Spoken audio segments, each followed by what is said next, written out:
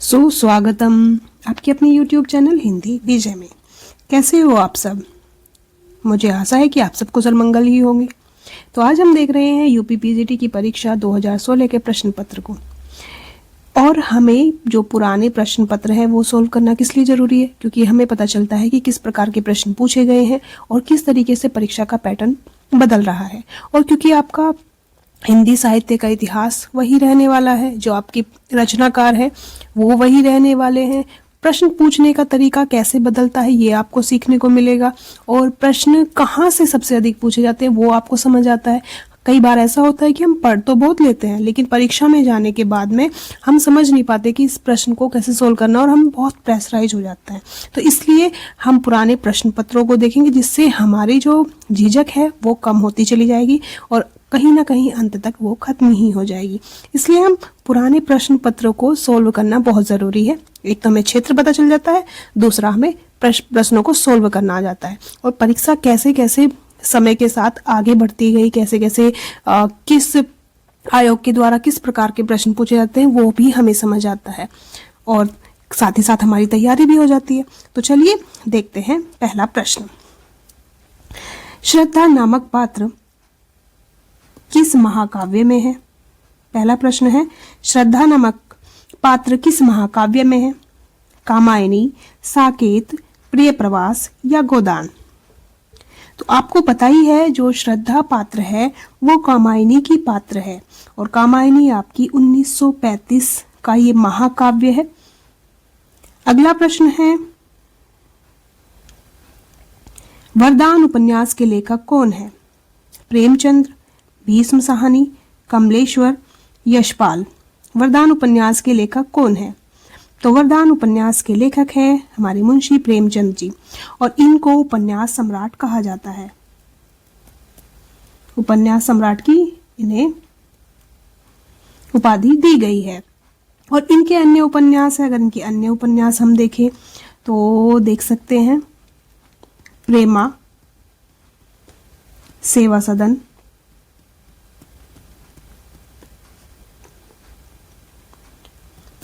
प्रेमाश्रम,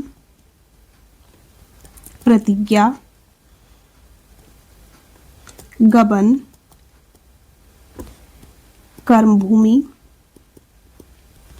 गोदान। गोदान आपको पता है सबसे महत्वपूर्ण उपन्यास है, और मंगल सूत्र। और ये उपन्यास इनका अधूरा है। तो ये कुछ इनके महत्वपूर्ण उपन्यास हैं, इनको आप याद कर सकते हैं। और क्योंकि उपन्यास के जो कह सकते हैं उपन्यास सम्राट इनको कहा जाता है, उपन्यास के ये सम्राट कहे जाते हैं, तो इसलिए ये और महत्वपूर्ण हो जाते हैं उपन्यास के परिप्रेक्ष्य में, साथ ही कहानी के परिप्रेक्ष्य में। ठीक है, और प्रेमचंद जी तो सबसे महत्वपूर्ण ही है, तो ये देखने को आपको समझ आ जाएगा। ठीक है, अगला प्रश्न है, पर्दा कहानी के लेखक कौन है? यशपाल, मोहन राकेश, कमलेश्वर या राजेंद्र यादव? पर्दा कहानी के लेखक कौन है? पर्दा कहानी के लेखक हैं यशपाल, और ये इनकी 1944 की कहानी है, और ये प्रगतिवादी लेखक हैं। इनकी अन्य कहानी है नीरस, रसिक, मकील, आदमी का बच्चा, धर्म रक्षा, प्रतिष्ठा का बोध, भूख के 3 दिन, महाराज का इलाज। ये इनकी अन्य कहानियां हैं। अगला प्रश्न है, आषाढ़ का एक दिन के रचनाकार कौन है? जगदीश चंद्र माथुर, नरेश मेहता, मोहन राकेश या धर्मवीर भारती? आषाढ़ का एक दिन किसकी रचना है? तो आषाढ़ का एक दिन मोहन राकेश का नाटक है, और नाटक में भी ऐतिहासिक नाटक है ये। 1958 का ये ऐतिहासिक नाटक है। अंक इसमें कितने हैं? 3 अंक हैं इसमें। और इनके अन्य नाटक हैं लहरों के राजहंस, आधे अधूरे, ये इनके अन्य नाटक है। अगला प्रश्न है, इनमें भारतेंदु युग के साहित्यकार नहीं है? बालकृष्ण भट्ट, प्रेमचंद, प्रताप नारायण मिश्र, ठाकुर जगमोहन सिंह? इनमें भारतेंदु युग के साहित्यकार नहीं है। तो खुद प्रेमचंद जी जो हैं भारतेंदु युग के साहित्यकार नहीं है, क्योंकि इनका तो अपना ही एक युग था, क्योंकि प्रेमचंद युग ही एक अपना युग है कथा के साहित्य कथा के क्षेत्र में। और ये मूलतः अगर देखे जाए तो ये द्विवेदी युग और छायावादी युग के अंतर्गत भी रख सकते हैं इनको, लेकिन भारतेंदु युग के अंतर्गत इनको नहीं रख सकते क्योंकि समय इनका नहीं है। बाकी बालकृष्ण भट्ट, प्रताप नारायण मिश्र, ठाकुर जगमोहन सिंह, ये सब आपके भारतेंदु युग के साहित्यकार हैं। अगला प्रश्न है, कामायनी के प्रमुख पात्र हैं। कामायनी के प्रमुख पात्र हैं राम, रतन सेन, कृष्ण या मनु। तो कामायनी जो है जयशंकर प्रसाद की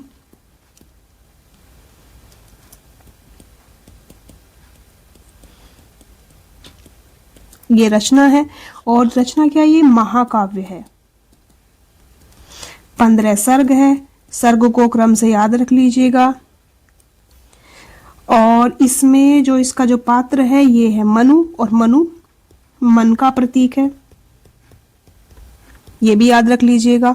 और साथ ही साथ जो श्रद्धा है वो किसका प्रतीक है? श्रद्धा है हृदय का प्रतीक, पीड़ा है बुद्धि का प्रतीक, और कुमार मानव का प्रतीक। तो इस तरीके से ये प्रतीक भी आप याद रख लीजिएगा। और कामायनी को कामायनी क्यों कहा जाता है? जो कामायनी है वो काम की पुत्री मानी जाती है, इसलिए इनको कामायनी कहा गया है, और इन्हीं के नाम पर इसका नामकरण हुआ है। अगला प्रश्न है, इनमें सुमित्रानंदन पंत की रचना नहीं है। ग्रंथि, वीणा, परिमल या पल्लव। सुमित्रानंदन पंत की रचना कौन सी नहीं है? ग्रंथि है, वीणा है, पल्लव है, लेकिन परिमल नहीं है। परिमल किसकी है? ये निराला जी की काव्य संग्रह है, निराला जी का काव्य संग्रह है।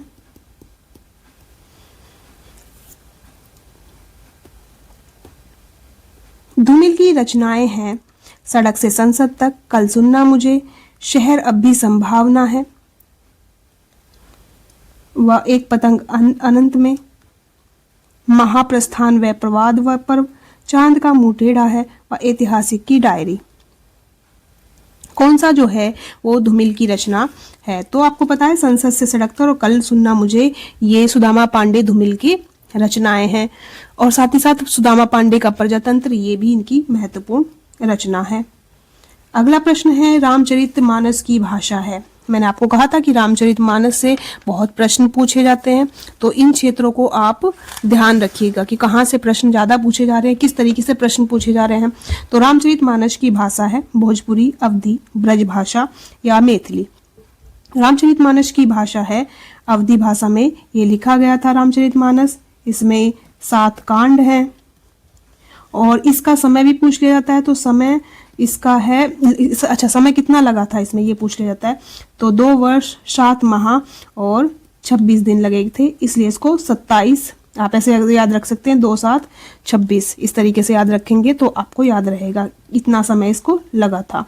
2 वर्ष 7 माह और 26 दिन, इस तरीके से आप याद रख सकते हैं। और जो रामचरितमानस है इसको लोकमंगल की साधनावस्था का काव्य भी कहा जाता है। अगला प्रश्न है, विद्यापति किसके आश्रित कवि थे? राज सिंह, नरसिंह, शिव सिंह या कीर्ति सिंह। तो अगर देखा जाए विद्यापति जी को, तो विद्यापति जी शिव सिंह के भी आश्रित कवि माने जाते हैं, और साथ ही साथ कीर्ति सिंह के भी। अगला प्रश्न है, ये प्रश्न ऐसा होता है ना, कुछ प्रश्न डाउटफुल होते हैं, तो ये तो है ही, और साथ ही साथ शिव सिंह भी है। अगला प्रश्न है, देखो रामचरितमानस से एक और प्रश्न, रामचरितमानस में कितने कांड या सोपान हैं? 11, 9, 10 या 7। मैं आपको हमेशा कहती हूँ कि कठिन प्रश्न पर आप ध्यान दीजिए, लेकिन सरल प्रश्नों को जरूर ध्यान दीजिए, मतलब उन्हें और ज्यादा महत्व दीजिए, क्योंकि अगर हम सरल प्रश्न को ही छोड़ दें तो आप कठिन प्रश्नों पर कितना फोकस कर सकते हैं? 10% तो ऐसे ही प्रश्न आएंगे जो बिल्कुल 4 साल से, 5 साल से, 7 साल से, 10 साल से भी तैयारी कर रहा है, वो भी उन कठिन प्रश्नों का उत्तर नहीं दे सकते। तो सरल प्रश्नों पर भी फोकस कीजिए, साथ ही साथ नया पढ़ते रहिए, कुछ अच्छा सीखते रहिए। रामचरितमानस में कितने कांड या सोपान हैं? 11, 9, 10 या 7। अभी आपको बताया था रामचरितमानस में कितने कांड है? 7 कांड है। और इन सभी कांडों को आप क्रम से भी याद रख लीजिए, सभी कांड को। तो बालकांड, अयोध्या कांड, अरण्य कांड, किष्किंधा कांड,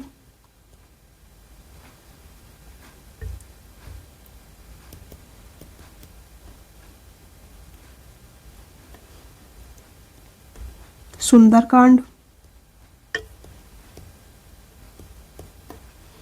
लंका कांड और आपका उत्तरकांड 7वां। तो क्रम भी याद रख लीजिएगा। अगला प्रश्न है, बिहारी ने करीब कितने दोहे लिखे हैं? 2000, 5000, 8500 या 700? अगर देखा जाए तो इसको भी आयोग ने नहीं सही ठहराया था, क्योंकि जो इसके जो बिहारी के दोहे अगर देखा जाए तो 700 दोहे माने जाते हैं, लेकिन 713 जगन्नाथ दास रत्नाकर ने स्वीकार किए हैं और 719 माने जाते हैं अधिकतर इनके दोहे। अगला प्रश्न है, ये सुमेलित वाला है कि सुमेलित करना है आपको। शैल, अंबु, सदन, अनल है, नीर, पहाड़, पावक, गेह है। तो इसको आपको सुमेलित करना है। तो जो शैल है, शैल कहा जाता है पहाड़ को, अंबु कहा जाता है नीर को, इसलिए अंबुज। सदन, सदन कहा जाता है गेहे के लिए, और अनल और पावक ये एक दूसरे के पर्यायवाची हैं। तो इस प्रकार आप देख लीजिएगा, पहले का दूसरा, तो पहले का दूसरा इसमें नहीं, इसमें नहीं, इसमें और इसमें है। दूसरे का पहला, तो ये वाला आपका सही हो जाएगा। ठीक है, इस तरीके से आप प्रश्न सोल्व कर सकते हैं। अगला प्रश्न है, सुमेलित कीजिए इसी प्रकार का प्रश्न। अब देखो, पिछली बार के प्रश्न में और इस बार के प्रश्न में थोड़ा सा अंतर आया है। ऐसे कैसे स्तर बढ़ता है परीक्षा में, तो वो आपको देखते हुए चलना है। तो प्रश्न का स्तर कैसे कैसे बढ़ता जा रहा है वो आपको समझ आएगा। तो यहाँ पर है आपका टांग अड़ाना, आग में घी डालना, दाल न गलना, कान भरना, तो ये आपका, और साथ ही इसके अर्थ दिए हुए हैं। तो टांग अड़ाना का अर्थ है अड़चन डालना, आग में घी डालना क्रोध बढ़ाना, तो ये मुहावरे का अर्थ है। दाल न गलना वश न चलना, कान भरना चुगली करना। तो पहले का दूसरा, पहले का दूसरा इसमें है, इसमें नहीं है। दूसरे का पहला, दूसरे का पहला है। तीसरे का चौथा, हाँ यही वाला इसका सही हो जाएगा। अगला प्रश्न है, राम रोटी नहीं खाता है, इस वाक्य का कर्मवाच्य रूप है।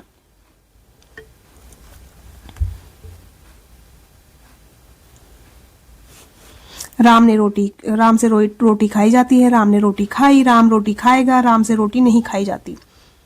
तो इसका कर्मवाच्य होगा राम से रोटी नहीं खाई जाती है। अगला प्रश्न है, पृथ्वीराज रासो के कवि कौन हैं? बीसलदेव रासो, चंद्रबरदाई, जयशंकर प्रसाद या जायसी? तो पृथ्वीराज रासो लिखी थी चंद्रबरदाई जी ने। अगला प्रश्न है, हिंदी शब्द भंडार में कितने प्रकार के शब्द हैं? 8, 6, 2 या 4? तो हिंदी शब्द भंडार में कितने प्रकार के शब्द हैं? तो ये माने जाते हैं 4 प्रकार के शब्द। कौन कौन से, ये भी याद रखिएगा। तत्सम, तद्भव, देशज, और विदेशज, इसी के अंतर्गत सभी आ जाते हैं। अगला प्रश्न है वही सूची वाला है, सूची को सूची बी से सम्मिलित करना है और ये वर्ण दिए गए हैं और उनके उच्चारण स्थान। च का उच्चारण स्थान क्या है? तो च का उच्चारण स्थान है, आपको पता है, तालव्य। व का उच्चारण स्थान व, आप उच्चारित करके भी देख सकते हैं, बाकी आप याद रख सकते हैं कि क वर्ग और आपका च वर्ग, ट वर्ग, त वर्ग, प वर्ग, इस प्रकार से आप याद रख सकते हैं, तो आपको याद रहेगा, तो आप ऐसे ही कर देंगे। और ये बहुत सरल प्रश्न कहे जाते हैं। द का उच्चारण स्थान, तो द का उच्चारण स्थान है दंत्य। क का उच्चारण स्थान, अब इसमें देखिएगा कोमल तालव्य दिया हुआ है, इसमें आप कंफ्यूज हो सकते हैं, तो ये एक अलग है, तो इस प्रकार से ये कोमल वर्ण माने जाते हैं, इसलिए कोमल तालव्य इनको कहा गया है। तो देख लीजिएगा, पहले का अ, दूसरे का अ, ठीक है, तीसरे का, तो इसका हो जाएगा, हाँ इसका पहला ही हो जाएगा, बिल्कुल सही है। बाकी आप देख भी लीजिएगा, आप ये मत देखिएगा कि ऑप्शन में इसका है या नहीं है, ये जरूर देखिएगा कि आपने सही सुमेलित किया है या नहीं है, बाकी परीक्षा में आप याद रखिएगा। प्रश्न है, इनमें से कौन सा शब्द बहुव्रीहि समास का उदाहरण है? पीताम्बर, पापुण्य, आजीवन या चौमास? तो आपको पता है पीताम्बर जो है ये बहुव्रीहि समास का उदाहरण है, क्योंकि पीत है अंबर जिसका अर्थात में अर्थ निकले, अर्थात श्री कृष्ण, तो ये बहुव्रीहि समास है और इसमें कोई भी पद जो है प्रधान नहीं होता है, और दोनों जो शब्द हैं मिलकर वो क्या करते हैं, एक नया अर्थ प्रकट करते हैं।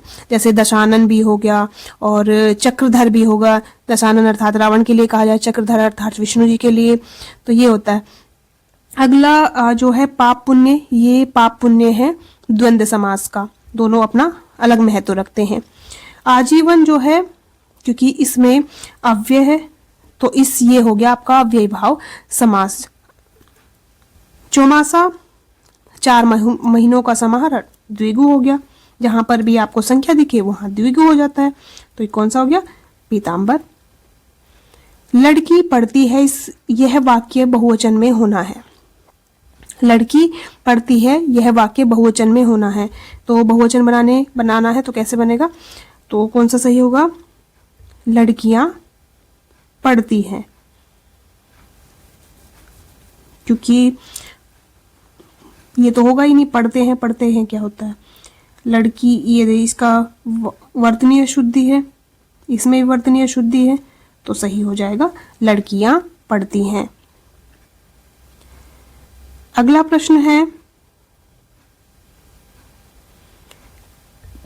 काहे रे मधुकर मधु मतवारे, कहा करो निर्गुण ले, के ही जीवन कान हमारे। ये पंक्ति किस काव्य की है? यशोधरा की है, साकेत की है, भ्रमर गीत की है या जयद्रथ वध की है? तो ये है भ्रमर गीत से पंक्ति है, सूरसागर से ये ली गई है।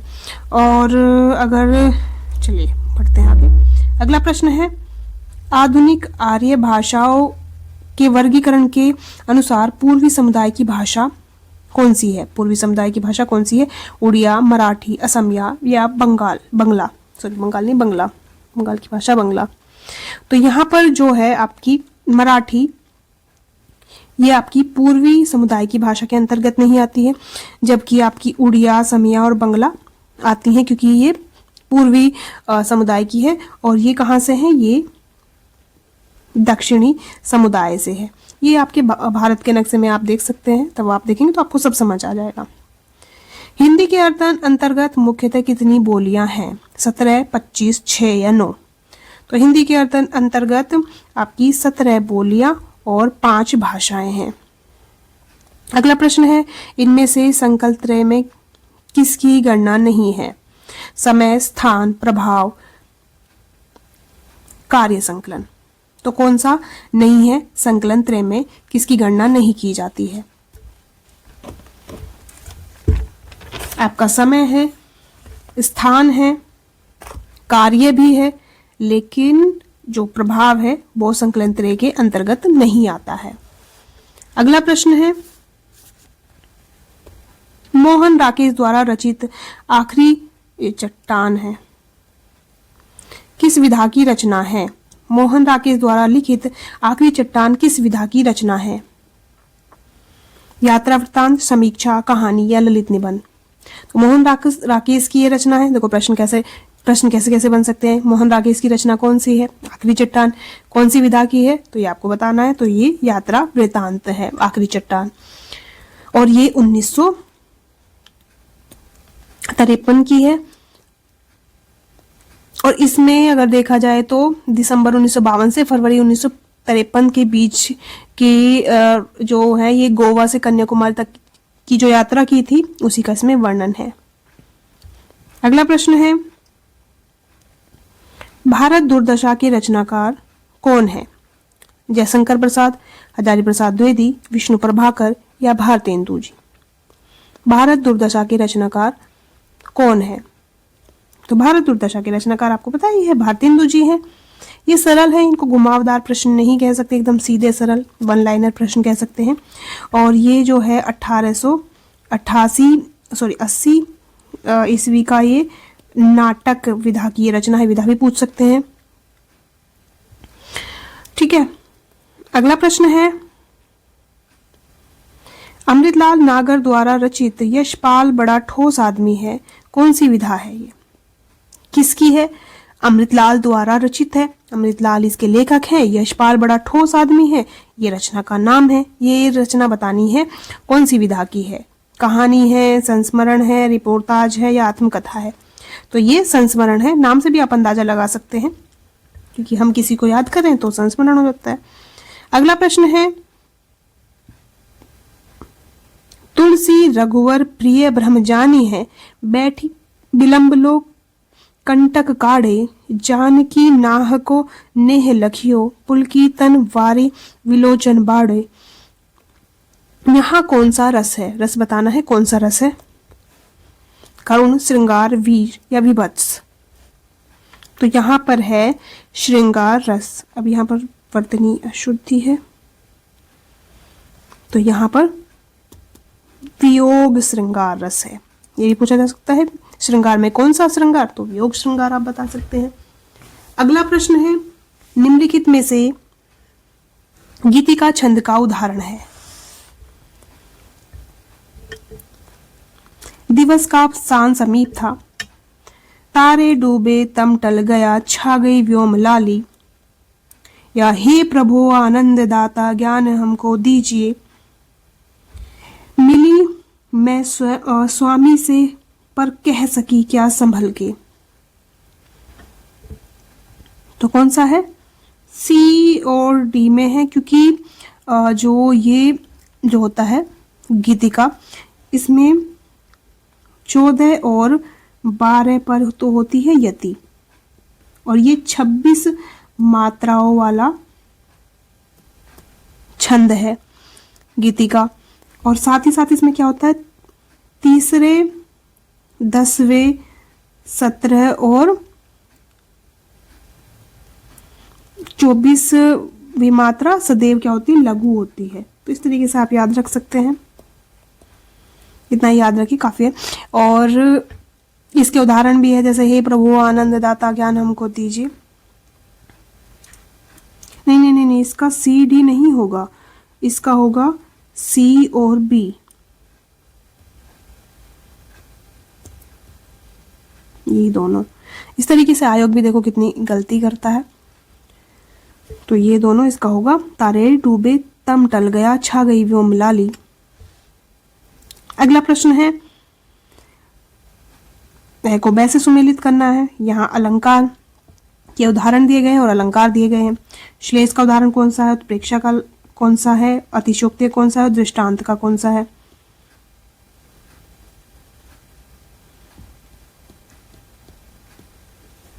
तो श्लेष अलंकार का उदाहरण, जो उदाहरण नहीं है, अर्थ है इनका। श्लेष अलंकार का अर्थ है जहां एक शब्द के अनेक अर्थ निकले, तो वहां कौन सा होता है? श्लेष अलंकार होता है। उत्प्रेक्षा अलंकार जहां उपमेय में उपमान की संभावना हो। अतिशयोक्ति कहाँ होता है? किसी वस्तु का बढ़ा चढ़ाकर वर्णन हो, दृष्टांत उपमेय और उपमान प्रतिबिंब रूप से चित्रित हो। तो ये आप देख लीजिएगा, पहले का आ कौन से में है, इसमें है, यही हो जाएगा। अगला प्रश्न है, शब्द शक्ति के कितने भेद हैं? 2, 7, 8 या 3? शब्द शक्ति के भेद बताने हैं। तो शब्द शक्ति कितनी होती है? 3 होती है। कौन सी होती है? अभिधा, लिख भी लीजिए, याद भी रख रहेगा। अभिधा,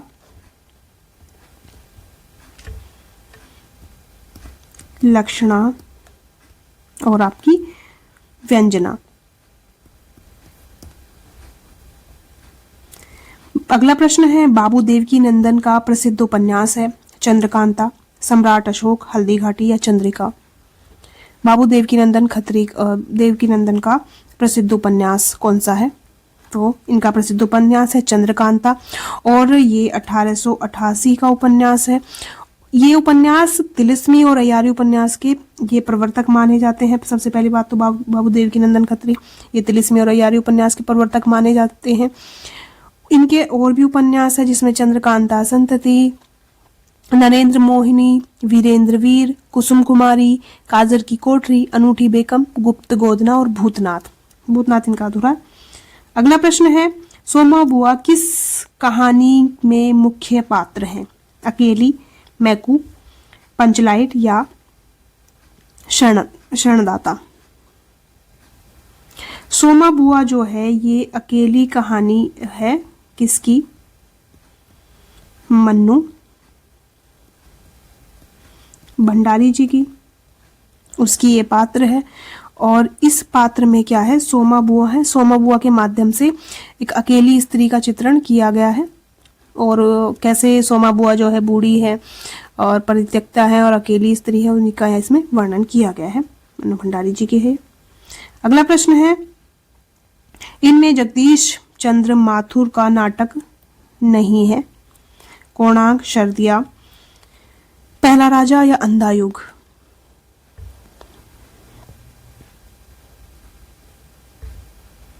तो इसमें कोणार्क है इनका, शारदिया है, पहला राजा भी है, अंधा युग किसका है? धर्मवीर भारती जी का ये नाटक है। नाटक में भी क्या है? ये गीति नाट्य है इनका, धर्मवीर भारती जी का। और ये जो अंधा युग है, इसमें महाभारत के अवसान के बाद की स्थिति का चित्रण किया गया है।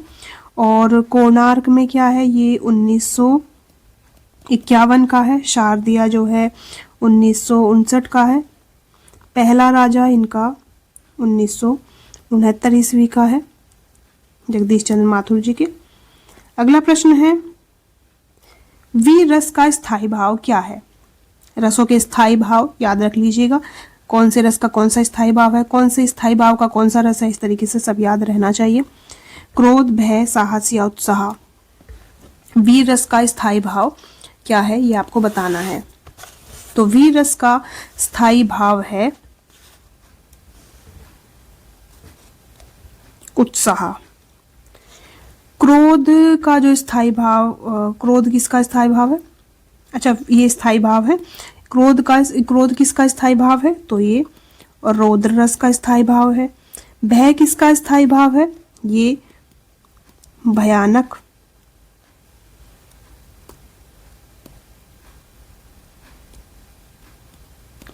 रस का स्थायी भाव है। साहस किसका है? साहस या उत्साह कह सकते हैं, नहीं उत्साह नहीं कह सकते, हास्य है, ठीक है। मृतकाल के मुख्य कवियों में है कौन है? खुसरो, रहीम,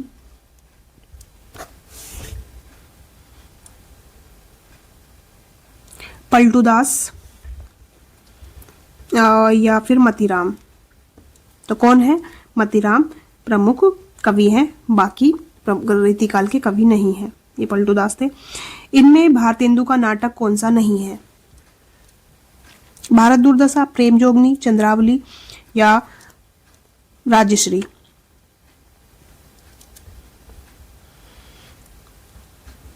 तो राजश्री किसका है? राजश्री जयशंकर प्रसाद जी का नाटक है, बाकी भारतेंदु जी के नाटक है। अगला प्रश्न है, हालावाद के प्रतिष्ठित कवि हैं नरेश मेहता, हरिवंश राय बच्चन, अमिताभ बच्चन या धूमिल।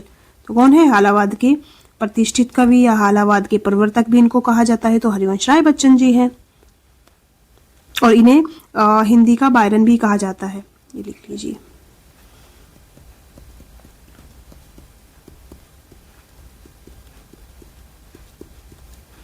अगला प्रश्न है, कनुप्रिया काव्य किन के संबंध में है? राम सीता, राजा रानी, भाई बहन या राधा कृष्णा। कनुप्रिया आपके हायर के पाठ्यक्रम में लगी हुई है। राम सीता, राजा रानी, भाई बहन या राधा कृष्ण। तो कनुप्रिया जो है वो राधा कृष्ण के प्रेम का इसमें वर्णन है। ये धर्मवीर भारती जी की रचना है। इनके अन्य अगर रचनाएं देखिए तो अंधा युग अभी देखा है, ठंडा लोहा है, 7 गीत वर्ष है, देशांतर है, सपना अभी अभी है। अगला प्रश्न है, सर्वेश्वर दयाल सक्सेना की रचना है। जादू नहीं कविता व 7 भाइयों के बीच चंपा, आमने सामने व आत्मजयी, सतरंगे पंखों वाली व तालाब की मछलियां, एक सूनी नाव व जंगल का दर्द। कौन सी जो रचना है वो सर्वेश्वर दयाल सक्सेना की रचना है, ये आपको बताना है।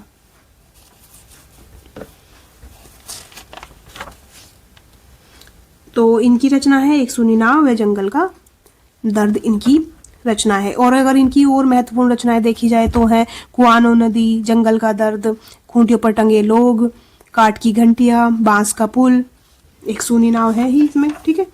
ये इनकी प्रसिद्ध रचनाएं हैं सर्वेश्वर दयाल सक्सेना की। अब आप यहाँ पर ये भी देखने को मतलब समझ आ जाएगा पुराने को सोल्व करने से कि कौन से रचनाकार के बारे में ज़्यादा प्रश्न पूछे जाते हैं, किस प्रकार से प्रश्न पूछे जाते हैं, और आपका रिवीजन भी हो जाएगा। प्रश्न सोल्व करते हैं तो कई सारी चीजें हमारी सही होती जाती है। अगला प्रश्न है, महाराष्ट्र के भक्तों में किनका नाम सबसे पहले आता है? सूरदास, तुलसीदास, मीराबाई या नामदेव। महाराष्ट्र के भक्त कवियों में नामदेव सबसे पहले आते हैं, और इन्होंने हिंदी में भक्ति साहित्य की परंपरा का प्रवर्तन किया था नामदेव जी ने। पंचगंगा घाट में कबीर किसके पैरों के नीचे पड़े थे? शंकराचार्य, वल्लभाचार्य, रामानंद या मध्वाचार्य। तो पंचगंगा घाट में जो कबीरदास जी है वो रामानंद जी के पैरों पर गिर गए थे, पैरों के नीचे पड़ गए थे, मतलब आए तो एकदम से वो रामानंद जी बोले राम, तो उन्हीं राम को इन्होंने लेकर रचनाएं की थी। इनके बारे में और भी याद रख लीजिएगा। चलिए ठीक, आगे बढ़ते हैं। इनको भाषा का डिक्टेटर कहा जाता है। किसने कहा है? हजारी प्रसाद द्विवेदी जी ने। और इनकी वाणियों को सबसे पुराना नमूना गुरु ग्रंथ साहिब में देखने को मिलता है। अगला प्रश्न है, सूरदास किसके शिष्य थे? शंकराचार्य, रामानुजाचार्य, कृष्ण वार्य या फिर वल्लभाचार्य। तो सूरदास जी जो माने जाते हैं वो वल्लभाचार्य जी के शिष्य माने जाते हैं। इनकी रचनाएं हैं सूरसागर, सुरसारावली और साहित्य लहरी, इनकी रचनाएं हैं। तुलसीदास की रचना कौन सी नहीं है? कवितावली, गीतावली, विनय पत्रिका या रामचंद्रिका। तो तुलसीदास की जो है रामचंद्रिका नहीं है। रामचंद्रिका आपको पता ही है किसकी है? केशव दास जी की ये रचना है। केशव दास जी की अन्य रचनाएं भी देख सकते हैं। रसिक प्रिया है, कवि प्रिया है, रतन बावनी है, वीर सिंह देवचरित है, विज्ञान गीता है, जहांगीर जस चंद्रिका है, नक्शिक है, छंदमाला है। और अगर तुलसीदास जी की रचनाओं के बारे में बात करें तो ये कवितावली हो गई, गीतावली हो गई, और आपकी वैराग्य समदीपनी हो गई, रामाज्ञा प्रश्न हो गए, रामलला नहचू हो गया, और साथ ही साथ आपकी जानकी मंगल, रामचरितमानस सबसे महत्वपूर्ण है ही, पार्वती मंगल, कृष्ण गीतावली, विनय पत्रिका, ये सब इनकी रचनाएं हैं। अगला प्रश्न है, यथाशक्ति में कौन सा समास है? बहुव्रीहि, अव्ययभाव, द्विगु या तत्पुरुष। तो इसमें आपको पता ही है यथाशक्ति, इसमें अव्यय आ गया तो अव्ययभाव इसमें समास होगा, क्योंकि इसमें प्रथम पद प्रधान होता है। यथास्थान अर्थात स्थान के अनुसार। अगला प्रश्न है, कारकों को विभक्तियों के साथ जोड़ना है। सुमेलित वाले बहुत प्रश्न पूछे गए थे 2016 में। कर्ता के लिए कौन सी विभक्ति प्रयोग की जाती है? कर्ता ने। कर्म के लिए कर्म को, करण, करण से, अधिकरण में या पर, और संप्रदान को के लिए या फिर अपदान से, संबंध का के की रा रे री आदि आते हैं। और अगर आपका संबोधन देखें तो हे, अरे, हो, ये आते हैं। अगला प्रश्न है, मूक शब्द का विलोम रूप है। अंधा, लंगड़ा, वाचाल या बात। विलोम शब्द बताना है, कौन सा होगा? तो ये नहीं होगा, ये भी नहीं होगा, ये भी नहीं होगा, वाचाल इसका होगा। मान न मान मैं तेरा मेहमान का अर्थ है पैसे से सब काम हो जाते हैं। अपराध करके किसी को डांटना, जबरदस्ती गले पड़ना, सावधान रहने से लाभ होता है। तो कौन सा होगा? जबरदस्ती गले पड़ना। मान न मान मैं तेरा मेहमान का, ये होता है और ये कहावत है। प्रश्न है अगला, आकाश का पर्यायवाची नहीं है। अंबक, अंबर, व्योम या नभ। आकाश का कौन सा पर्यायवाची नहीं है? तो अंबक नहीं है, अंबर है, व्योम है, नभ है। अंबक अगर देखा जाए तो ये आंख का पर्यायवाची है। विकास की दृष्टि से प्राकृत की पूर्वकालीन अवस्था का नाम है। पाली, डिंगल, अपभ्रंश या अवहट। तो पूर्वकालीन अवस्था जो है वो मानी जाती है पाली।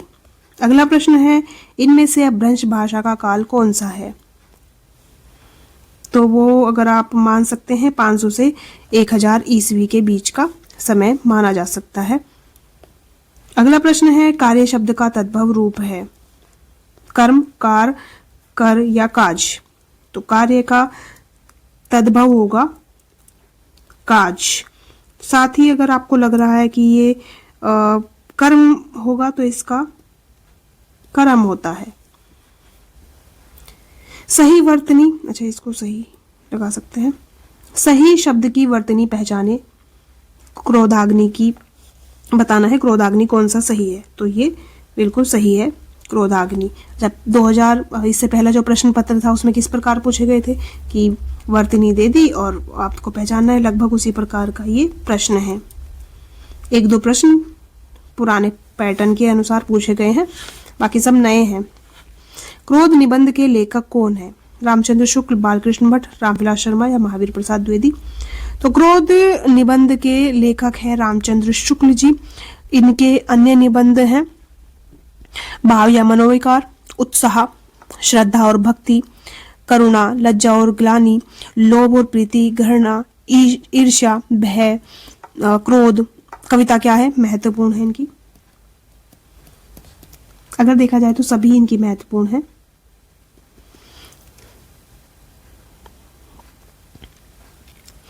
और इनके जो चिंतामणि भाग 1 में संकलित है, 1931 में ये आया था।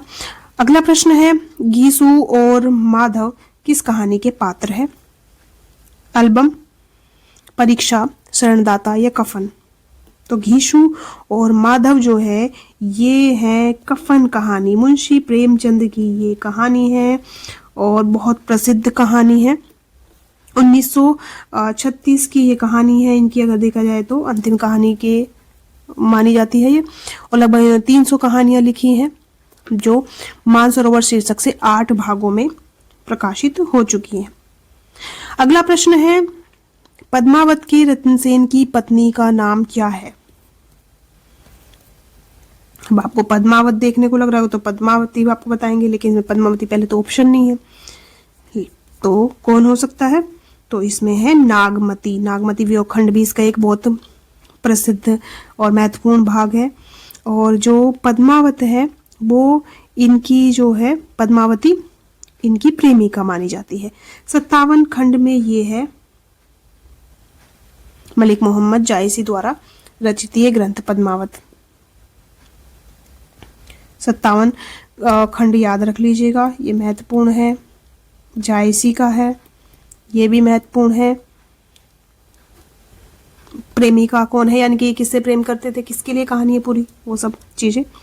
अगला प्रश्न है तार सप्तक, दूसरा सप्तक, तीसरा सप्तक का संपादन किसने किया है?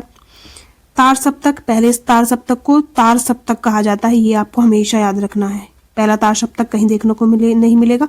अगर नाम के शुद्ध में भी पूछा सकता है कि कौन सा शुद्ध है, तार सप्तक या प्रथम तार सप्तक, तो तार सप्तक शुद्ध है। दूसरा सप्तक, तीसरा सप्तक और चौथा सप्तक है। अगर देखा जाए तो किसने संपादन किया था, तो चारों जो संपादक थे ये थे अज्ञे।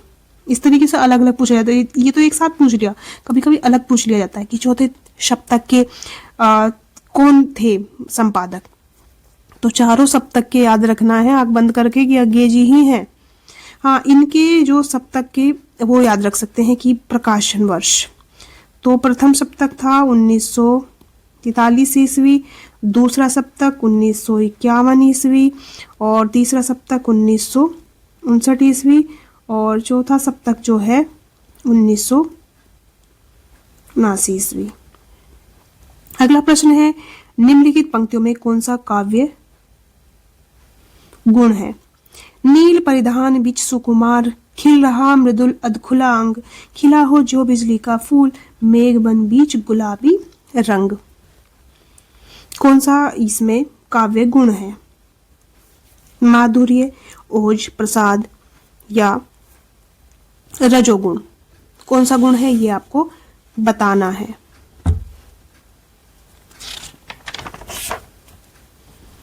तो आपको पता ही है इसमें माधुर्य गुण है। अगला प्रश्न है काव्य दोषों के कितने प्रकार बताए गए हैं? 8, 3, 10 या 7? 7। और ये प्रश्न डाउटफुल है, आयोग ने इसको डाउटफुल में रख दिया था, यानी कि इसको कैंसिल कर दिया था। तो इसमें अगर देखा जाए तो 3 माने थे भामा ने और 10 माने हैं भरत मुनि ने, 10 ही दोष माने हैं इन्होंने। तो इसी कारण ये दोनों सही हो सकते हैं। हाँ, अगर पूछा जाता है भामा के अनुसार काव्य दोष कितने हैं, तब आप 3 लगा सकते हैं। अगर आप पूछते भरत मुनि के अनुसार काव्य दोष कितने हैं, तो 10 लगा सकते थे। इसी प्रकार ये डाउटफुल है। अगला प्रश्न है, डाउटफुल क्या मतलब, इसको आयोग ने हटा दिया था। अगला प्रश्न है कबीरा खड़ा बाजार में नाटक के रचयिता कौन है? सुदर्शन चोपड़ा, भीष्म शाहनी, गिरिराज किशोर, गोविंद दास। कबीरा खड़ा बाजार में नाटक के रचयिता कौन है? तो इसके रचनाकार हैं भीष्म साहनी जी और ये 1981 ईस्वी का इनका नाटक है। और इस नाटक में कबीरा खड़ा बाजार में कबीर का युग परिवर्तक व्यक्तित्व देखने को मिलता है। भीष्म साहनी के और भी नाटक हैं जिसमें माधवी है, मुआवजे हैं, रंग दे बसंती, चोला है। अगला प्रश्न है सदाचार का ताबीज लेखक कौन है? हरिशंकर परसाई, शरद जोशी, शीला शुक, धर्मवीर भारती। सदाचार का ताबीज के लेखक है हरिशंकर परसाई जी। अगला प्रश्न है वृंदावन लाल वर्मा का प्रसिद्ध उपन्यास कौन सा है? दादा कामरेड, मृगनयनी, भाग्यमती, सेवा सदन। तो वृंदावन लाल वर्मा का प्रसिद्ध उपन्यास है या इनका उपन्यास है कौन सा है? मृगनयनी है। दादा कामरेड अगर देखा जाए तो ये है यशपाल जी का। भाग्यमती नहीं, ये भाग्य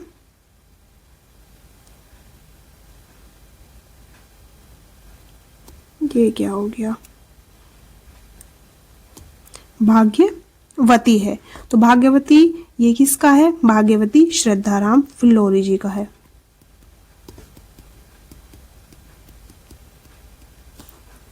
सेवा सदन अभी बताया था प्रेमचंद जी का है, 1918 का है। मृगनयनी का अगर प्रकाशन वर्ष देखें तो 1950 का है, वृंदावन लाल वर्मा का है। अगला प्रश्न है आदमी का बच्चा कहानी का मुख्य पात्र कौन है? बग्गा साहब, अमरकांत, मिस्टर शामनाथ, बेनी माधव। तो आदमी का बच्चा बग्गा साहब इसके पात्र हैं, मुख्य पात्र बग्गा साहब है, आदमी का बच्चा के। अगला प्रश्न है, और ये अगर देखा जाए तो ये यशपाल हैं इसके लेखक। अगला प्रश्न है, युगे युगे क्रांति के रचनाकार कौन है? विष्णु प्रभाकर, जैनेन्द्र, बालकृष्ण भट्ट या शरद जोशी? युगे युगे क्रांति के रचनाकार हैं विष्णु प्रभाकर जी। 1969 ईस्वी का ये नाटक है।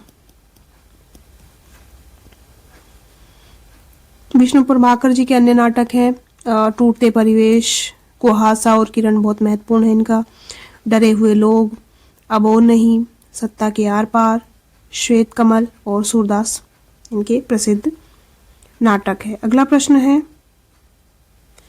आचार्य वामन के अनुसार काव्य के कितने गुण हैं? 12, 9, 20 या 3? आचार्य वामन के अनुसार, देखो यहाँ पर प्रश्न सही पूछा है आयोग ने, तो वो आचार्य वामन के अनुसार काव्य के कितने गुण हैं? तो 20 गुण है बताए गए हैं। अगला प्रश्न है, कुकुरमुत्ता, नए पत्ते, तुलसीदास, ये किसकी रचनाएं हैं? जयशंकर प्रसाद की, महादेव वर्मा की, सुमित्रानंदन पंत की या निराला की? ये सभी रचनाएं हैं निराला की। कुकुरमुत्ता, तुलसीदास, नए पत्ते, और ये जो है छायावाद के प्रमुख स्तंभ माने जाते हैं चारों, जयशंकर प्रसाद हो, निराला हो या महादेव वर्मा जी हो। अगला प्रश्न है, नागार्जुन का असली नाम क्या था? कमलनाथ मिश्र, राजनाथ मिश्र, वैद्यनाथ मिश्र या रामनाथ शर्मा? नागार्जुन का असली नाम था वैद्यनाथ मिश्र। 1911 में इनका जन्म हुआ था, 1998 तक ये रहे थे। मूल नाम इनका वैद्यनाथ मिश्र था और ये दरभंगा में इनका, तरुणी ग्राम बिहार में इनका जन्म हुआ था। इनके माता पिता है, उमा देवी माता है, गोकुल मिश्र पिता है। नागार्जुन का पहली साहित्यिक उपनाम क्या है? ये यात्री नाम से भी लिखते थे। और किसमें लिखते थे? संस्कृत और मैथिली में या यात्री नाम से ही कविताएं लिखते थे नागार्जुन जी। अगला प्रश्न है, नई कविता के तीसरे सप्तक के कवि कौन है? केदारनाथ सिंह, महादेव वर्मा, राजकुमार वर्मा, रामकुमार वर्मा या सुमित्रानंदन पंत? नई कविता के तीसरे सप्तक के कवि कौन है? तार सप्तक में भी आप याद रखिएगा कि कौन से सप्तक में कौन कौन है, कौन सी महिला कौन से सप्तक में है, ये याद रखिएगा। कौन सा सप्तक कब प्रकाशित हुआ था, संपादक कौन थे? तो सप्तक से एक दो देखो यहाँ भी देखने को मिला, 2 प्रश्न अब है। पिछले वर्ष वाले में भी 2-3 प्रश्न थे। तो इसी प्रकार कुछ क्षेत्र ऐसे हैं कि वहां से प्रश्न पूछा ही जाना है, इसलिए मैं वो आपको बताते हुए चलती हूँ। तो नई कविता के तीसरे सप्तक के कवि कौन है? केदारनाथ सिंह, महादेव वर्मा, रामकुमार वर्मा या सुमित्रानंदन पंत?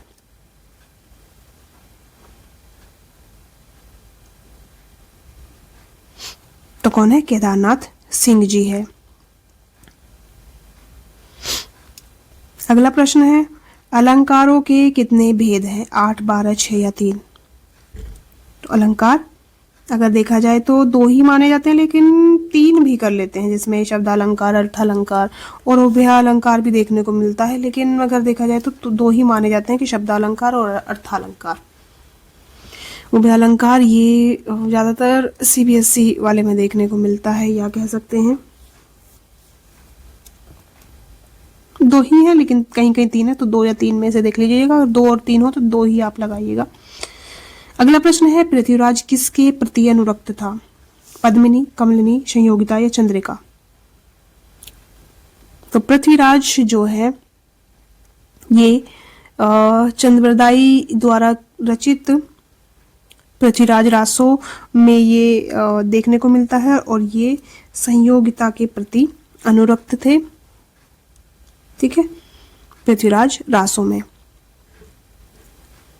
और इसी पृथ्वीराज रासो को अगर देखा जाए तो रामचंद्र शुक्ल जी ने हिंदी का प्रथम महाकाव्य, और पृथ्वीराज रासो को चंद्रबरदाई जी को हिंदी का प्रथम महाकवि माना है। पृथ्वीराज रासो प्रथम महाकाव्य और चंद्रबरदाई प्रथम महाकवि।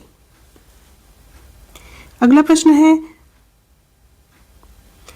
तुम्हारे घर आवो, तुम्हारे घर आवो जी प्रीतम प्यारा, चुन चुन कलियन में सेज बनाऊं, भोजन करूं मैं सारा। मैं ये किन की पंक्ति है? मीराबाई की, महादेवी, विद्यापति या भूषण की? तुम्हारे घर आवो जी प्रीतम प्यारा, चुन चुन कलिया में सेज बनाऊं, भोजन करूं मैं सारा। तो ये मीराबाई की पंक्ति है। शब्दों से ही समझ आ जाता है। जिसे किसी बात के जानने की इच्छा हो उसे क्या कहा कहते हैं? मुमुक्षु, सर्वश, सहिष्णु, जिज्ञासु। जिसे किसी बात के जानने की इच्छा हो।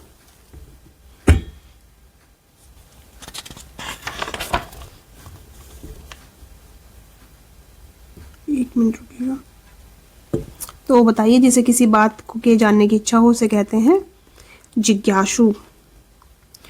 और मुमुक्षु कहेंगे जिसे मोक्ष प्राप्त करने की इच्छा हो उसे मुमुक्षु कहेंगे।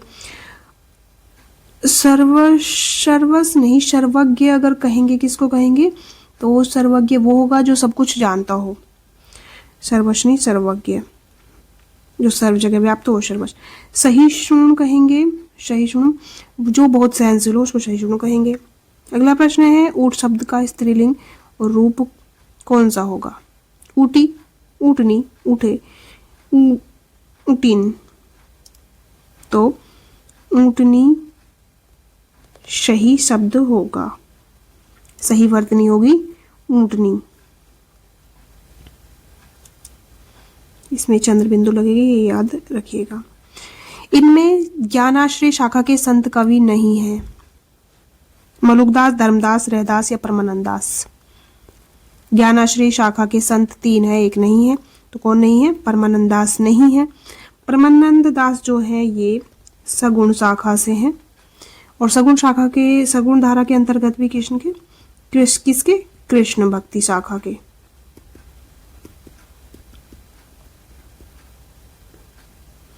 अगला प्रश्न है, निम्नलिखित में से कौन सी पंक्ति पद्मावत की नहीं है? तन चितुअर मन राजा कीना, हिय सिंगल बुद्धि पद्म चीना, या फिर भूली चकोर दिठी मुख लावा, मेघ घटा मह चंद दिखावा। और है, मधुकर हसी समझाए सोहदे, भूजति साछ नहासी, ओह मिला जी पहुंचे कोई, तब हम कहावे परुष भल होई।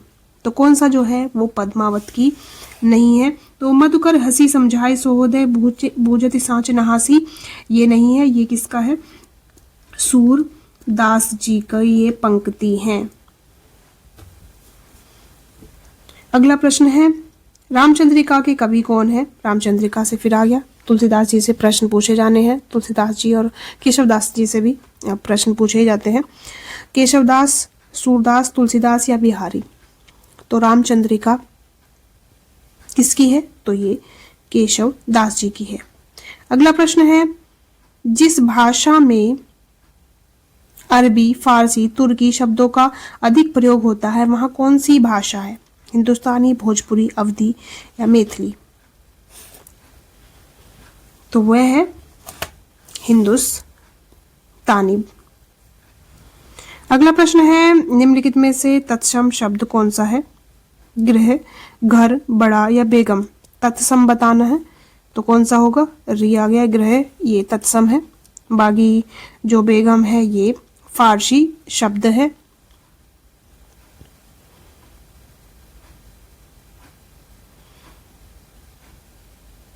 तत्सम पूछा है ना? हाँ तो गृह ही होगा, बिल्कुल सही है। सज्जन का संधि विच्छेद होगा सद प्लस जन, स प्लस जन, सत प्लस जन या सच जन? तो कौन सा सही होगा? तो सत प्रधन जन ये इसका सही संधि विच्छेद होगा और ये व्यंजन संधि का उदाहरण है। अगला प्रश्न है, सही शब्द की वर्तनी पहचानिए। वही पुराना पैटर्न फिर से आ गया है। तो अतिवृष्टि का इसमें बताना है कौन सा सही है, तो ये ही शुद्ध वर्तनी है, अतिवृष्टि। अगला प्रश्न है, मैंने पत्र लिखा। वाक्य में पत्र कौन सा कारक है? कर्ता, संबंध, कर्म या करण। ये जो पत्र है ये कौन सा कारक है? तो ये कर्म कारक है। मैंने पत्र लिखा में ये जो है कर्म कारक है। अगला प्रश्न है, शुद्ध वाक्य पहचानना है। मैं तुमको देखा, राम ने लिख चुका, मोहन ने रोटी खाई, गोपाल मुझे 2 कलम दिए। तो कौन सा सही है? मोहन ने रोटी खाई। अगला प्रश्न है, कनक कनकते 100 गुने, मादकता अधिकाय, या खाए बोराए, जग वा पाए बोराए। इन पंक्ति में कौन सा अलंकार है? यमक, विभावना, वक्रोक्ति या उपमा। कौन सा अलंकार यहाँ पर है? यमक का ये प्रसिद्ध उदाहरण है। और अगर देखा जाए तो जो प्रसिद्ध उदाहरण है जिन्हें आप बचपन से पढ़ते आ रहे हैं, उन उदाहरण को आप 1-2 बार जरूर देख लीजिएगा परीक्षा से पूर्व, क्योंकि अगर आप उन प्रश्नों को गलत करेंगे जो आपको बचपन से जिनको पढ़ते हुए आ रहे हैं, तो ये तो गलत बात है। अगला प्रश्न है, पै ध्वनि का उच्चारण स्थान क्या है? मूर्धन्य, तालव, दंत्य या ओष्ठ्य। पै ध्वनि का उच्चारण स्थान है ओष्ठ्य। अगला प्रश्न है, इनमें से कौन सी बोली पश्चिमी हिंदी वर्ग की नहीं है? अवधी, ब्रज, बुंदेली या कन्नौजी। तो कौन सी नहीं है? अवधी नहीं है। अवधी बघेली, छत्तीसगढ़ी ये पूर्वी बोली के अंतर्गत आती है। अगला प्रश्न है, हजारी प्रसाद द्विवेदी, और ये है इनका रचनाएं। हजारी प्रसाद द्विवेदी की कौन सी है? हजारी प्रसाद द्विवेदी की है बसंत आ गया। बनारसीदास चतुर्वेदी की मेरी तीर्थ यात्रा। वासुदेव शरण अग्रवाल का राष्ट्र का स्वरूप। प्रताप नारायण मिश्र का दांत। तो कौन सा सही होगा? पहले का इसी में ही है, यही सही होगा। इसी प्रकार अगर आपको एक भी याद है ना, कई बार ऐसा होता है कि आपको फोकट में ही नंबर मिल जाता है, मतलब फोकट में, ये नहीं बोल रही आप तैयारी नहीं की ऐसे ही मिल जाएंगे, लेकिन ऐसा होता है कि एक सरल ऑप्शन आपसे आ रहा है और बाकी नहीं आ रहे हैं और वही ऑप्शन में दिया हो, तो इस तरीके से सरल हो जाता है मिलान वाले में। अगला प्रश्न है, शरद जोशी द्वारा लिखित व्यंग लेख नहीं है। हम भ्रष्टन के भ्रष्ट हमारे, 2 व्यंग नाटक, शोक सभा, जीप पर सवार इल्लिया। तो शोक सभा इनका नहीं है। और ये किसका है? रविंद्र नाथ त्यागी का है ये। बाकी हम भ्रष्टन के भ्रष्ट हमारे, जीप पर सवार इल्लिया, यथासंभव, किसी बहाने, रहा किनारे बैठे, तिलिस्म, यत्र तत्र सर्वत, ये सब जो हमारे प्रसिद्ध व्यंगकार हैं शरद जोशी जी की, उनकी ये रचनाएं हैं।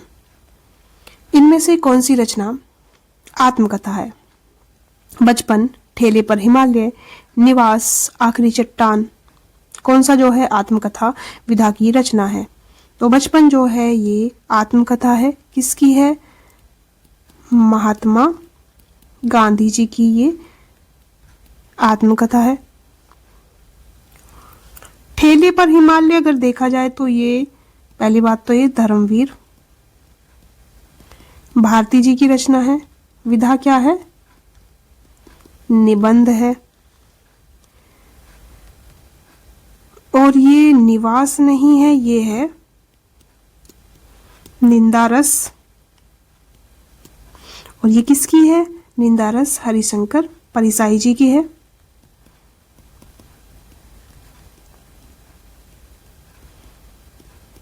ये भी निबंध है। आखिरी चट्टान ये है मोहन राकेश की। और ये क्या है? यात्रा वृतांत है। ठीक है, सही प्रश्न हो जाएगा बचपन, ये आत्मकथा है। किसने ध्वनि को सर्वप्रथम काव्यात्मा माना? जयदेव, भोजराज, भरत मुनि या आनंदवर्धन। किसने ध्वनि को सर्वप्रथम काव्यात्मा माना है? तो इसने माना है आनंदवर्धन ने माना है। और इन्होंने जो है ध्वनि को काव्यात्मा स्वीकार किया है। इनका अगर देखा जाए तो इनकी रचना कौन सी है? ध्वन्यालोक इनकी रचना है। अगला प्रश्न है, शब्दालंकार में यह नहीं है, यमक, श्लेष, अनुप्रास या उपमा। कौन सा जो है वो शब्दालंकार में नहीं गिना जाता है?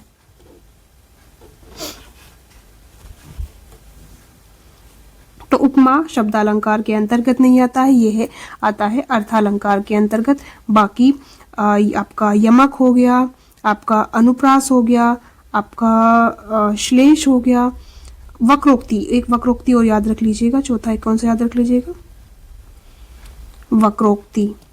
ये 4 अलंकार आपके शब्दालंकार के अंतर्गत माने जाते हैं। और उपमा हो गया, रूपक हो गया, उत्प्रेक्षालंकार हो गया, अतिशयोक्ति, अतिशयोक्ति भी अर्था के अंतर्गत आती है।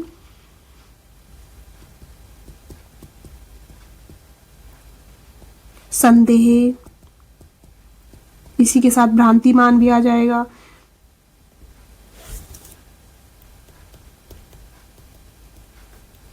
विरोधाभास, ये सभी अलंकार आ जाएंगे आपके अर्थालंकार के अंतर्गत।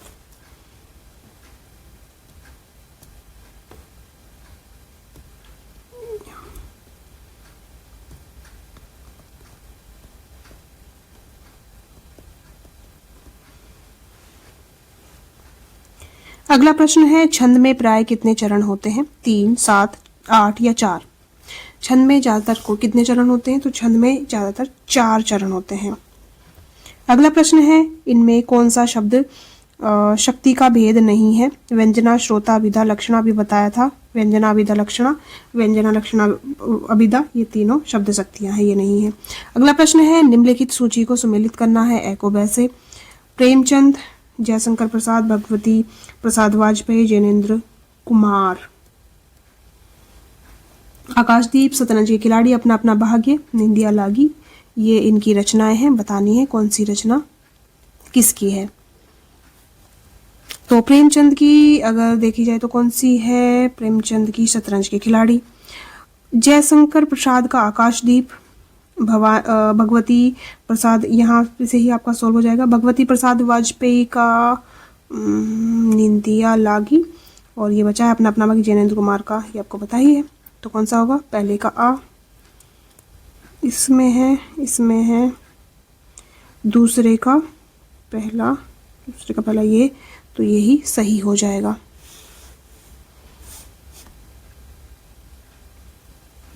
अगला प्रश्न है, बाकी आप ऊपर देख लीजिएगा, ये ऑप्शन की कोई इतनी ज्यादा आवश्यकता नहीं। अगला प्रश्न है, ये भी सुमेलित वाला है।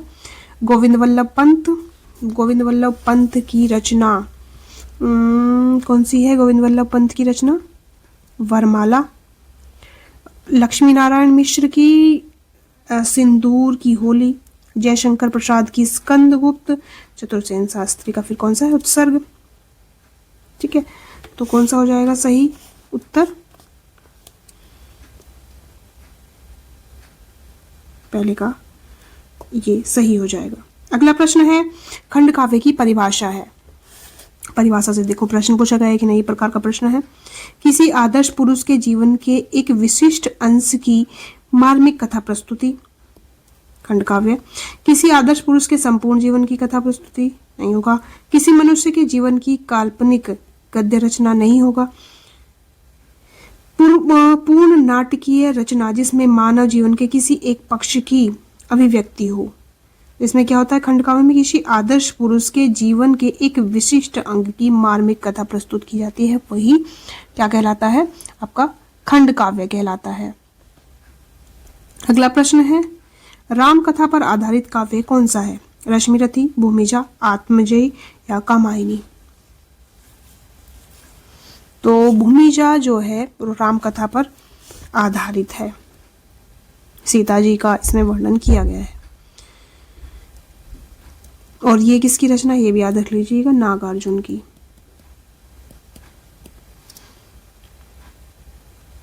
निहार, रश्मि, नीरजा, ये काव्य संग्रह किनके हैं? प्रश्न है। अगला और ऑप्शन है सुमित्रानंदन पंत, निराला, मुक्तिबोध या महादेवी। तो किसकी है निहार, रश्मि, नीरजा? ये है महादेवी वर्मा की। अयोध्या सिंह उपाध्याय हरिओद का प्रसिद्ध काव्य कौन सा है? कामायनी, प्रियप्रवास, कुरुक्षेत्र या साकेत? प्रियप्रवास। इसका सही हो जाएगा। प्रिय प्रवास इनका रचना है। और प्रिय प्रवास ये 1914 की रचना है। प्रबंध काव्य है ये।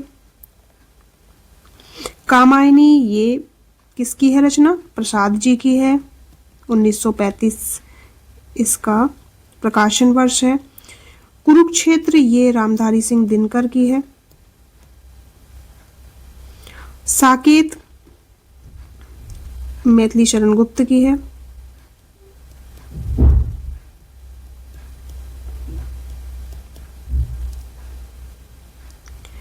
अगला प्रश्न है, बाबू श्याम सुंदर दास किस रूप में प्रसिद्ध हैं? प्रयोगवादी कवि, छायावादी कवि, व्यंग्य लेखक या आलोचक? बाबू श्याम सुंदर दास किस रूप में प्रसिद्ध हैं? तो बाबू श्याम सुंदर दास जी क्या हैं? आलोचक के रूप में ज्यादा प्रसिद्ध हैं। मोह को कहां ढूंढे बंदे, मैं तो तेरे पास, यह किसकी पंक्ति है? रहीम, कबीर, बिहारी या तुलसी? मोह को कहां ढूंढे बंदे, मैं तो तेरे पास में, यह है कबीरदास जी की पंक्ति। बिनु गोपाल बैरिन भई कुंजे, यह किसका पद है? केशवदास, जयशंकर प्रसाद, सूरदास या कबीरदास? बिनु गोपाल बैरिन भई कुंजे ये सूरदास जी की रचना है। अगला प्रश्न है, रहीम किसके दरबार में कवि थे? पृथ्वीराज, अकबर, रतनसेन या भोजराज? रहीमदास किसके दरबार के कवि थे? अकबर के। अगला प्रश्न है, नदी के द्वीप किन की रचना है? मैथिली शरण गुप्त, निराला, नागार्जुन या अज्ञेय? नदी के द्वीप अज्ञेय की रचना है। इनकी और अगर रचनाएं देखी जाए तो असाध्य वीणा, कलगी बाजरे की, सांप, हरी घास पर क्षण भर, जितना तुम्हारा सच, शब्द और सत्य, यह दीप अकेला। अगला प्रश्न है, शुद्ध वाक्य पहचानना है। राम ने एक किताब खरीदी, सीता ने खाया, राम ने कहानी सुनी। ऐसे वर्तनीय शुद्धि काफी है, तो इस चीज को आप इग्नोर कीजिएगा। मैंने थोड़ा देखा, अशुद्ध वाक्य बताना है आपको। अच्छा, ये अशुद्ध में ही होगा, मुझे लगता है ये अशुद्ध में ही होगा।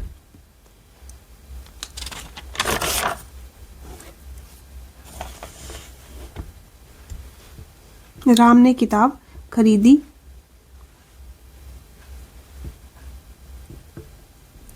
ये कहानी होगा। ठीक है। अगला प्रश्न है, लड़की जाए, यह वाक्य किस काल में है? पूर्ण भूतकाल, वर्तमान काल, संभाव्य भविष्य काल या सामान्य भूतकाल? लड़की जाए यह वाक्य है संभाव्य भविष्य काल।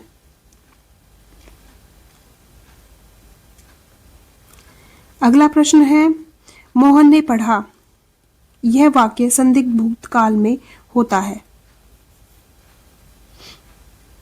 तो संदिग्ध भूतकाल में क्या हो जाएगा? मोहन ने पढ़ा होगा। इसमें संदेह रहता है कि हुआ है नहीं हुआ भी। अगला प्रश्न है, इनमें से जायसी की रचना नहीं है? पद्मावत, अखरावट,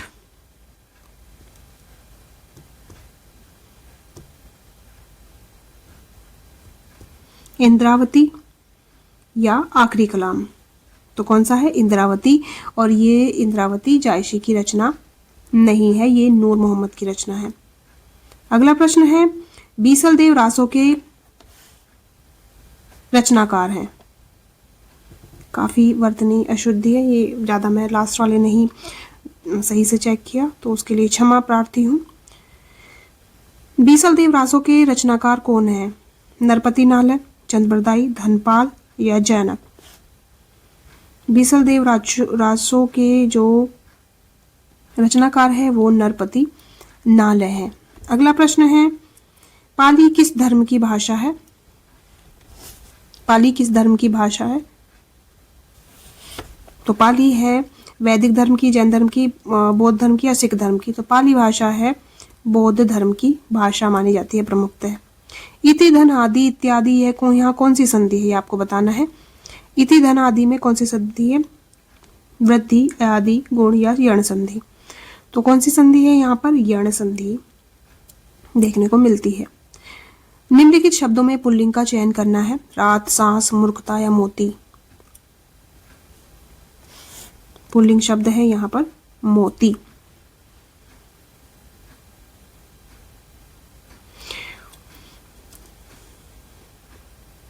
अगला प्रश्न है, ये चिन्ह के बारे में है, विराम चिन्ह के बारे में। तो कौन सा अल्पविराम है, कौन सा विस्मयावधि बोधक चिन्ह है, कौन सा अर्धविराम है, कौन सा निर्देशक चिन्ह है, ये आपको बताना है। तो अल्पविराम कौन सा है? ये है अल्पविराम। अर्धविराम ये हो गया, विस्मयावधि बोधक ये हो गया, निर्देशक चिन्ह ये हो गया। इसी प्रकार कौन सा हो गया? पहले का ये हो गया। अच्छा, ये ही हो जाएगा।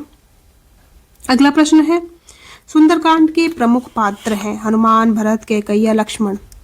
सुंदरकांड में प्रमुख पात्र कौन है? हनुमान, भरत या कैकेयी। तो सुंदरकांड आपको पता ही है, हनुमान जी के को ही केंद्र में रखकर लिखा गया है और ये एक प्रमुख कांड है सुंदरकांड, और इसके पात्र हनुमान जी हैं। हनुमान जी को ही समर्पित है ये। ई स्वर के उच्चारण में जीभ का कौन सा भाग आवश्यक है? अग्र, मध्य, पश्च भाग या कोई नहीं। अब देखो, ये जिह्वा के भाग के आधार पर मतलब है। तो आपको देखो प्रश्न किस तरीके से पूछा गया है कि कौन सा भाग आवश्यक है। तो कौन सा है? अग्रभाग।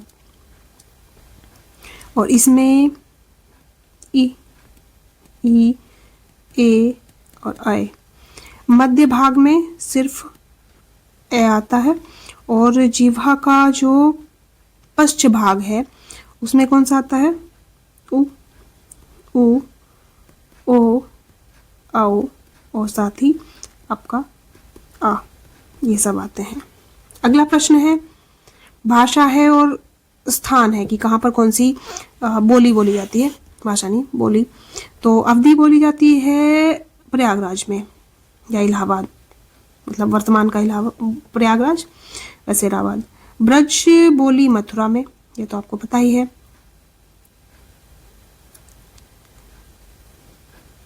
और भोजपुरी जो बोली जाती है, भोजपुरी कहाँ बोली जाती है? भोजपुरी बनारस में बोली जाती है, हाँ बनारस के आसपास बोली जाती है। मैथिली आपकी बोली जाती है मुंगेर में। कौन सा सही हो जाएगा? पहले का ये वाला सही हो जाएगा। एक सही, अगर आप एक सही कर दिया तो आप सही कर जाएंगे। अगला प्रश्न है, खड़ी बोली के जन्म का समय माना गया है। अगर वर्तनी थोड़ी अशुद्ध दिखे तो उसके लिए क्षमा प्रार्थी हूँ। खड़ी बोली के जन्म का समय माना जाता है 1000 ईस्वी के आसपास, 500 ईस्वी के आसपास, 800 ईसा पूर्व के आसपास, 500 ईस्वी पूर्व के आसपास। तो 500 ईसा पूर्व के आसपास माना जा सकता है लगभग, अनुमानतः, लेकिन इसका भी आयोग ने कोई उत्तर सही से नहीं दिया है इस प्रकार के प्रश्न को, तो हम नहीं समझेंगे। अगला प्रश्न है, हिंदी जासूसी व तिलिस्मी उपन्यास का श्रेय गणेश करने का श्रेय किसको प्राप्त है? प्रेमचंद, नरेंद्र, देवकीनंदन खत्री या ओम प्रकाश वाल्मीकि। तो किसको प्राप्त है? देवकीनंदन खत्री जी को। अगला प्रश्न है, शिरीष के फूल नामक रचना की विधा बतानी है। शिरीष के फूल ये किस विधा की रचना है? शिरीष के फूल उपन्यास है, नाटक है, काव्य है, ललित निबंध है। तो शिरीष के फूल है ललित निबंध, और किसके हैं? हजारी प्रसाद द्विवेदी जी। अगला प्रश्न है, इनमें स्वातंत्र्योत्तर हिंदी व्यंग्यकार नहीं है। रविंद्रनाथ त्यागी, श्रीलाल शुक्ल, नरेंद्र कोहली या बाल मुकुंद गुप्त। तो कौन है? बाल मुकुंद गुप्त जी हैं। अगला प्रश्न है, महादेव वर्मा का गोरा गाय किस विधा की रचना है? ललित निबंध, आत्मकथा, व्यंग या रेखा चित्र। तो महादेव वर्मा का गोरा गाय ये है रेखा चित्र। अगला प्रश्न है, आकाशदीप के मुख्य पात्र हैं चंपा और बुद्धगुप्त, चंद्रगुप्त और अलका, अशोक की चारों मित्र या होरी और बुधिया। आकाशदीप में चंपा और बुद्धगुप्त की कहानी है। जयशंकर प्रसाद का, इसमें अभी चर्चा कर चुके हैं। अगला प्रश्न है रामदूत, अतुलित, बलधामा, इनमें कितनी मात्राएं हैं? तो रामदूत, अतुलित, सॉरी कभी कभी जिह्वा थोड़ा सा वो कर देते हैं।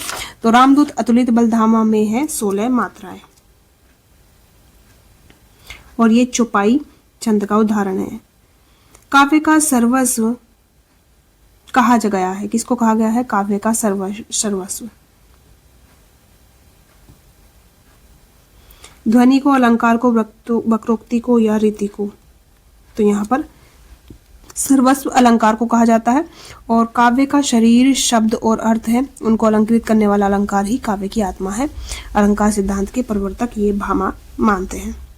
अगला प्रश्न है सारी बीच नारी है कि नारी बीच सारी है, सारी ही की नारी है कि नारी ही की सारी है? यहाँ कौन सा अलंकार है?